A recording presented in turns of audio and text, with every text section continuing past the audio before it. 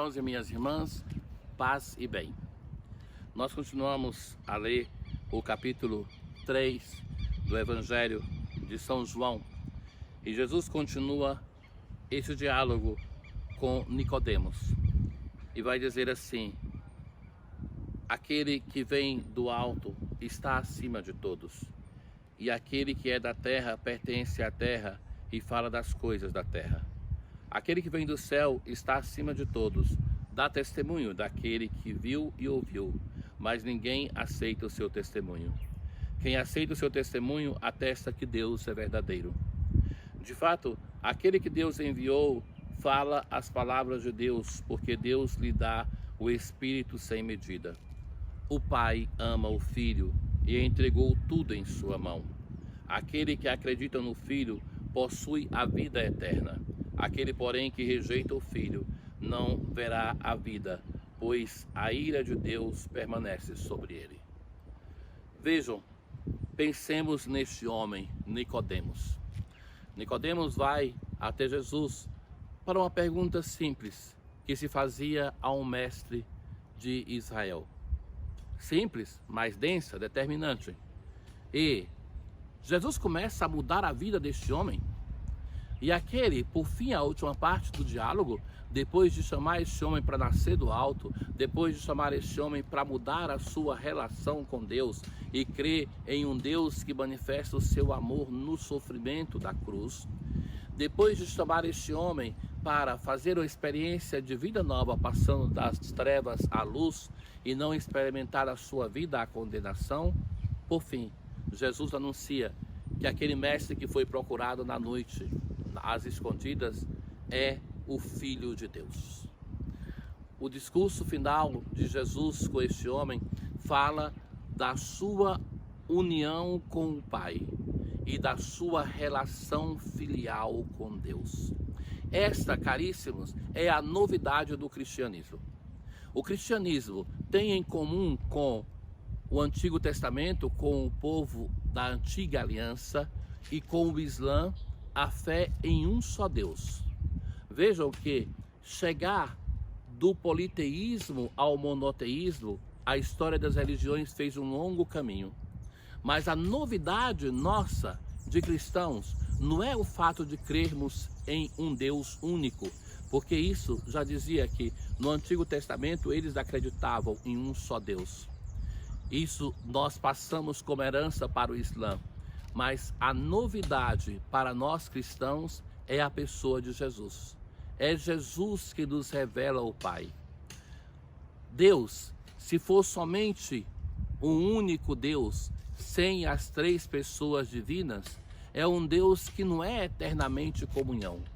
Para nós, a novidade é porque o nosso Deus é eternamente comunhão. É o único Deus que nunca foi só, mas um Deus em três pessoas. Mas a grande novidade é que este Deus altíssimo, onipotente, este Deus que é todo-poderoso, o Deus criador, ele a um momento entra na nossa história e se revela a nós através do seu Filho. Deus, como se diz no prólogo do quarto evangelho, ninguém jamais o viu, mas próprio o Filho de Deus nos revelou quem Ele é. Para conhecer a pessoa de Deus, para conhecer quem é Deus, nós devemos olhar a uma pessoa, e essa pessoa é Jesus.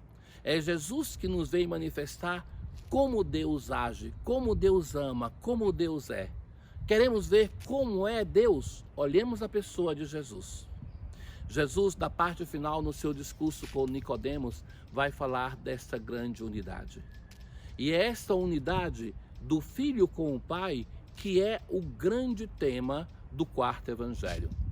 O quarto evangelho nos convida a uma fé em Deus, mas vai insistir que para conhecer a este Deus, nós precisamos olhar para o Filho. É próprio Ele, o Filho de Deus, que nos revela quem é o Pai. E Jesus nos fala dessa unidade. Pensar no Filho que assume a nossa natureza, o Verbo que aceita assumir a natureza humana, é pensar também em uma certa tristeza, uma certa desolação, uma certa distância. Pensa o que é estar com a pessoa amada, e mais do que amada, a pessoa com a qual você é unida por natureza, e fazer um distanciamento, uma separação. Isso é o que acontece com Jesus, com o Verbo na encarnação. Deus amou tanto o Filho que enviou o seu Filho. E é este amor imenso pela humanidade que permite ao Pai de separar-se do seu Filho e de permitir ao seu Filho entrar na nossa natureza para salvar-nos a partir daquilo que nós somos, sendo verdadeiramente Deus, sendo verdadeiramente homem.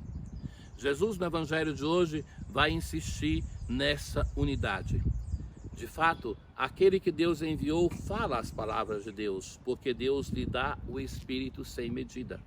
O Pai ama o Filho e entregou tudo em suas mãos.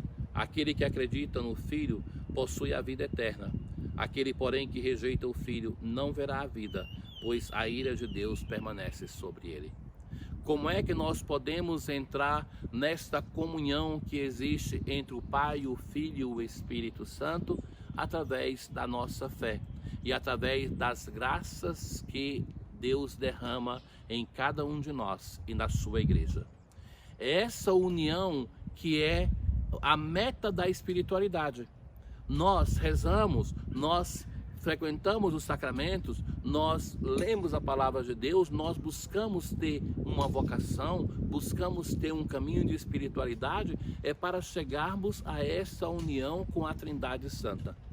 É este caminho que o Filho nos convida a fazer, e ele, como homem, é modelo para nós. O Evangelho de João nos recordará muitas vezes isso, essa unidade com Cristo para estarmos unidos a Deus. E é este caminho de espiritualidade que o tempo pascal nos convida a fazer. Que nós possamos no Filho sermos filhos de Deus e deixarmos florir em nós, com uma vida de santidade, com uma vida de união com o Senhor, a imagem e a semelhança de Deus que nós recebemos através do sacramento do batismo. O Senhor esteja convosco, Ele está no meio de nós. Abençoe-vos o Deus Todo-Poderoso, o Pai, o Filho e o Espírito Santo. Paz.